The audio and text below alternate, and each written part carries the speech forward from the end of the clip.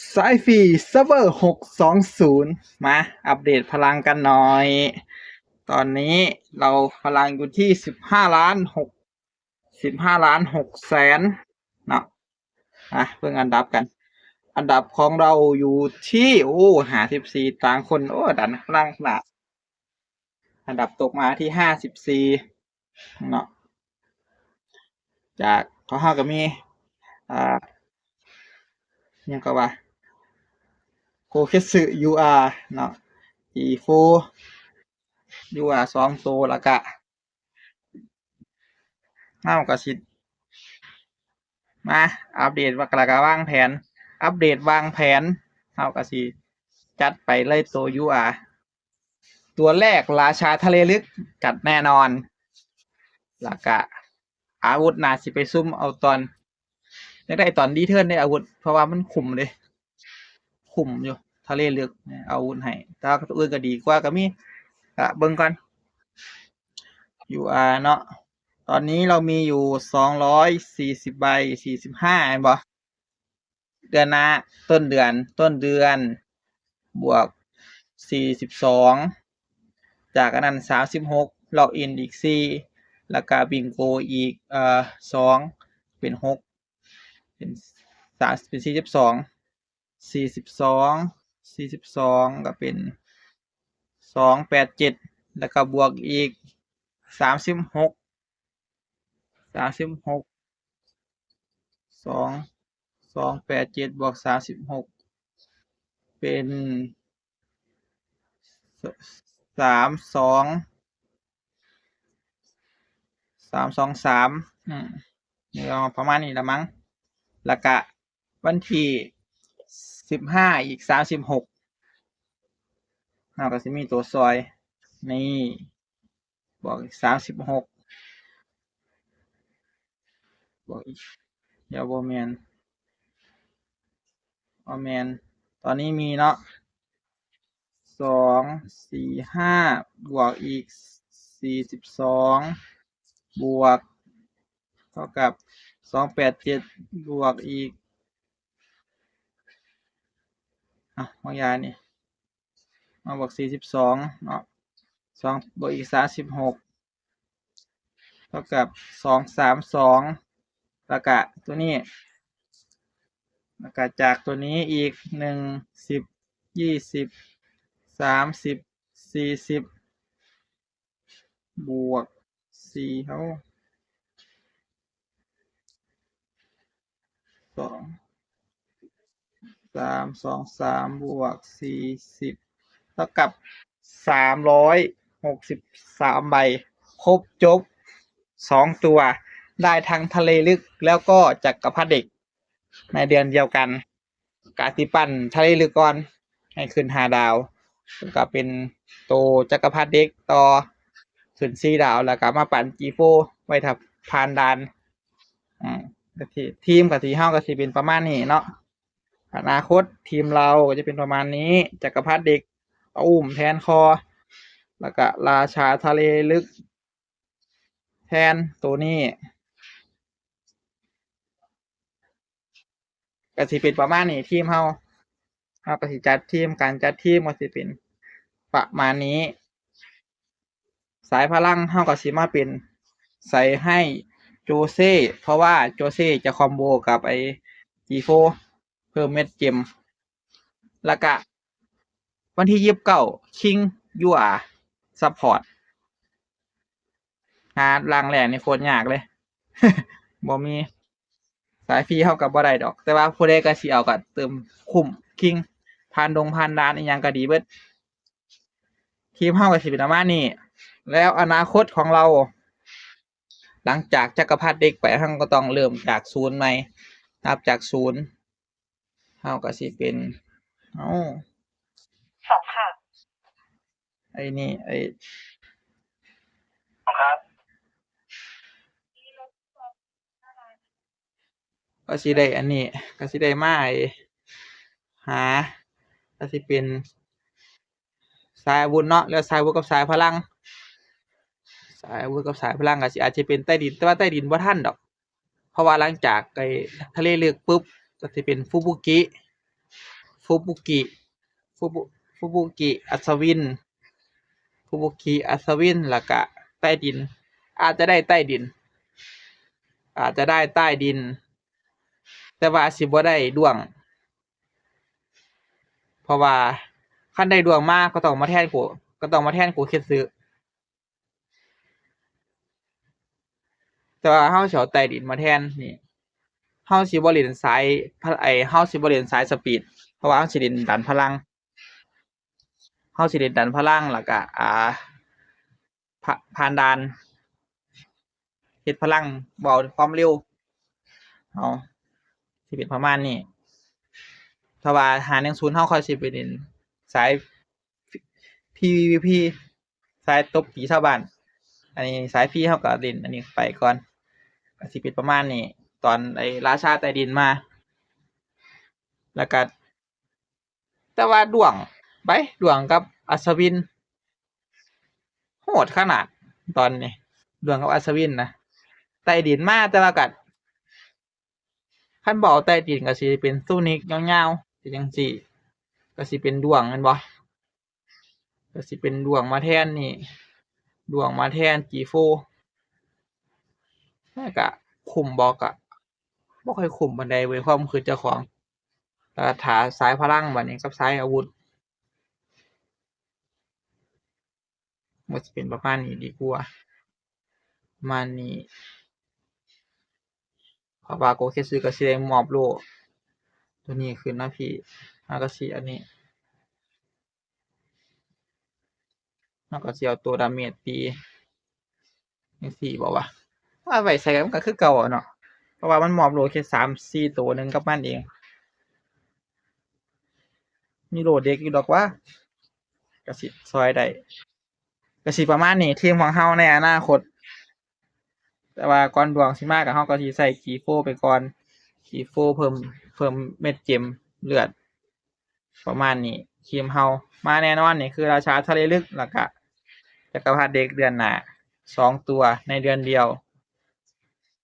เวลาปั่นสิบ่มีแต่ว่าก็สิปั่นตัวดาเมจก่อนขึ้น5ดาวแล้วก็ค่อยหาของใส่ให้ของใส่ก็จะยกให้จาก G4 เนาะของใส่เฮาแล้วก็สิได้อันนี้ประมาณนี้ของเฮาก็ได้อนาคตเดี๋ยวโหดแข็งตึงอันตรายแน่นอนสายฟรีเฮาเฉิดฉายแน่นอนแต่ว่าคันทะเลมาเฮาก็สิบ่ได้เฮาก็สิได้ย่อยตัวนี้ย่อยบาคุซันปึ๊บออกทะเลลึกมาก่อนก็ย่อยบาคุซันพอเฮาก็สิเอาข้อกะเลกะลาดไปก่อนเอาเดี๋ยวทะเลลึกเนาะเฮาก็สิได้เอาบาคุซันออกเป็นทะเลลึกแล้วก็เป็นจักรพรรดิอีกโอ๊ยซุยเลียวข้อยไปแล้วซุยเลียวลูกรักข้อยตายบ่ซันน่ะบ่ซันเฮาก็ต้องย่อยอันนี้ไปเลยย่อยซุยเลียวเสียดายว่ะย่อยซุยเลียวแล้วก็ใส่ครอบใส่ใส่ครอบบาคุซันเข้าไปก่อนแล้วก็ประมาณนี้โอ้ลูกรักข้อยคือไปเร็วแท้วะย่อยแล้วก็สิเอาเข้าอันนี้คือเก่าย่อยแล้วก็สิเอาเข้าไอ้ศูนย์ฝึกศูนย์ฝึกนี่ศูนย์ฝึกนี่เอาไว้จะใส่บ่แม่นเสียใส่ผิดศูนย์ฝึกแม่นบ่ศูนย์ฝึกฟึบมาใส่นี่ใส่ทีม2คือเก่าก็สิเอาตัวใดออกเอาฟุบุกิออกก่อนจัดทีมไว้อนาคตก่อนดวงบ่ได้ใช้ไปเลยประมาณนี้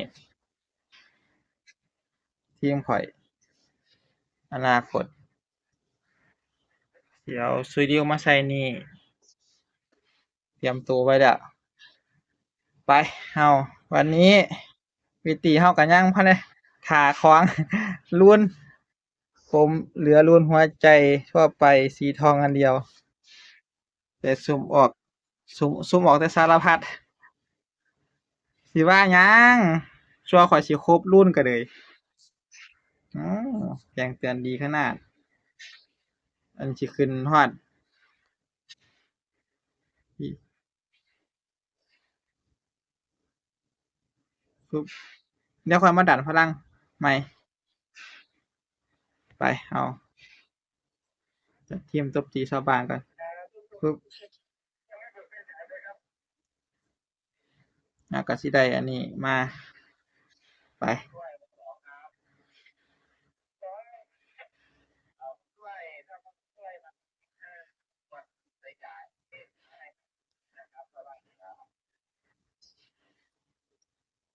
ราชากบสีเขียวโอ้โหจังวะสอบทรายเท่ากับเท่ากับพวกนี้เท่ากับพอได้ข้อของเขามีเบิ่งเนาะเบิ่งเอาเบิ่งไอ้สายคัมภีร์เขาเจ้า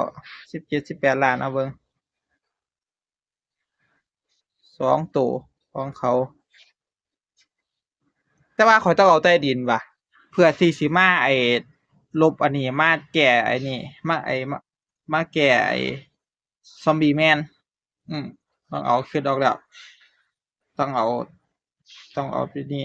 ต้องเอาใต้ดินต้องเอาใต้ดินมาฟึบเป็นจังซี่มาแก้ไอ้อิหยังก็มาแก้ไอ้เอ่อมาแก้ไอ้ซอมบี้แมน